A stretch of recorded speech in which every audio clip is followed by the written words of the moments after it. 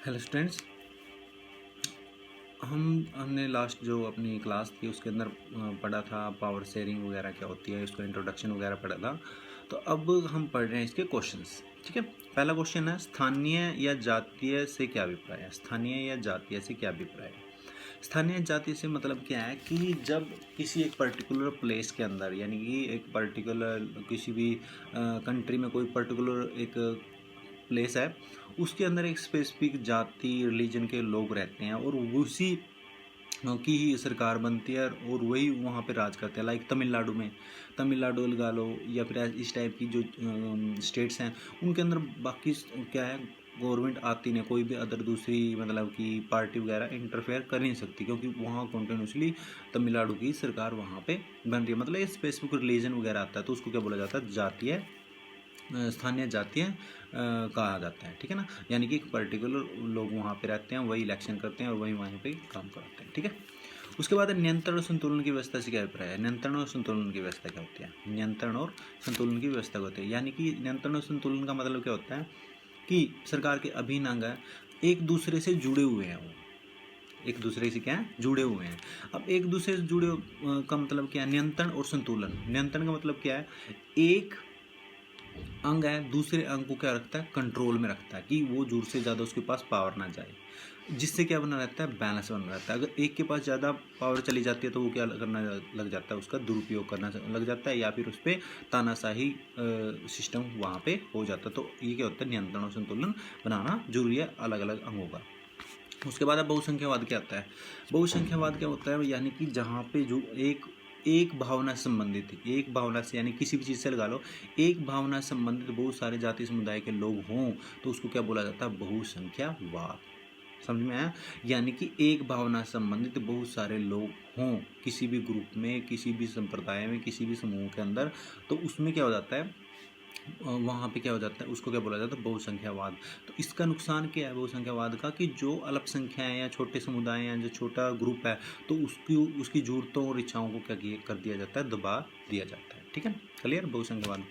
उसके बाद है फोर्थ क्वेश्चन, सरकार के अलग अलग अंग कौन से हैं। सरकार के अलग अलग अंग कौन से हैं। सरकार के 3 अंग होते हैं, विधायपालिका, कार्यपालिका, न्यायपालिका। कौन कौन से हैं, मोस्ट इंपॉर्टेंट क्वेश्चन है।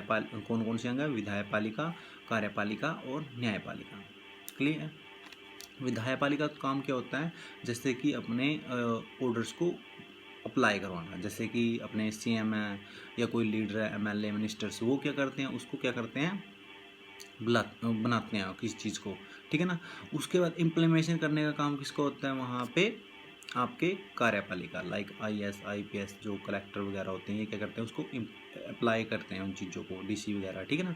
उसके बाद न्यायपालिका, जो उनको फॉलो नहीं करता उनको मतलब कि पनिशमेंट देने का या फिर उनकी बातों को रखने का काम किसको होता है, आपका न्यायपालिका। क्लियर है। उसके बाद है नेक्स्ट क्वेश्चन आपका, आधुनिक लोकतंत्र व्यवस्था से सत्ता की साझेदारी के उदाहरण क्या उदाहरण दें। आधुनिक लोकतांत्रिक व्यवस्था में सत्ता की साझेदारी के उदाहरण दीजिए।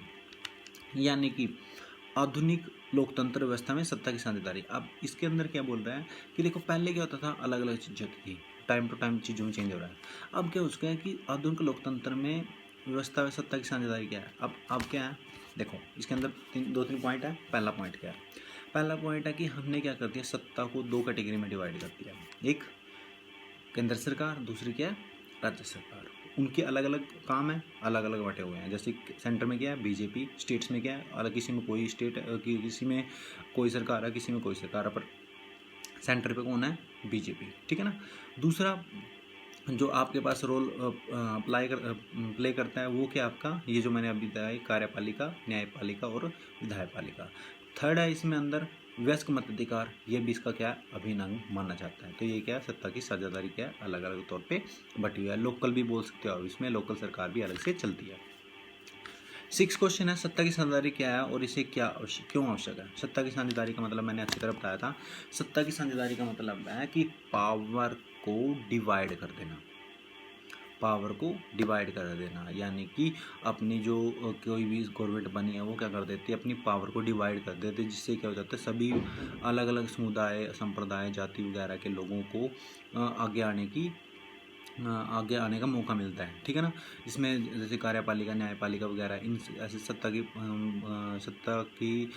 का बंटवारा बोल सकते हो या सत्ता की साझेदारी बोल सकते हो, यानी कि वो अपने बिहाफ पे भी कोई डिसीजन वगैरह ले सकते हैं। अब ये जूरी क्यों है, ये चीज़ें जरूरी इसलिए हैं क्योंकि अगर ऐसा ना हो तो वो क्या करते हैं, पार्टीशन वगैरह की चीज़ें आना शुरू हो जाता है। पंजाब में लगा लो, जम्मू कश्मीर में लगा लो, तो हमेशा ये चीज़ें चलती रहती हैं। तो यहाँ पे क्या हो जाता है, नक्सलवाद होना शुरू हो जाता है, लोग विद्रोह करना शुरू कर देते हैं। तो इस कारण से क्या किया है, सत्ता का बंटवारा करना जरूरी है। यानी कि लोग क्या करते हैं, वहाँ पे सरकार क्या करती है, अलग अलग सभी जाति के या समुदाय के या फिर आपके रिलीजन्स के लोगों को सरकार के अंदर उतना ही अधिकार देते हैं जितना कि दूसरे समुदाय का होता है। आरक्षित सीटें रखती है ताकि किसी का शोषण ना हो। तो इसको क्या बोला जाता है, सत्ता की साझेदारी, ठीक है ना। आई होप आपको ये जो क्वेश्चंस थे पावर शेयरिंग के अंदर जो मैंने 5-6 क्वेश्चन करवाए हैं वो आपको समझ में आ गया हो। इसको आप 5 बजे से पहले कॉपी पे राइट डाउन कर लें। इसके अंदर जो लगभग ये क्वेश्चन जो है आपके वो 2, 3 या 4 नंबर तक के हैं, ठीक है ना। ये कर लेना और 5 बजे से पहले मुझे कॉपी पे राइट डाउन करके दिखा देना, ठीक है। Thank you.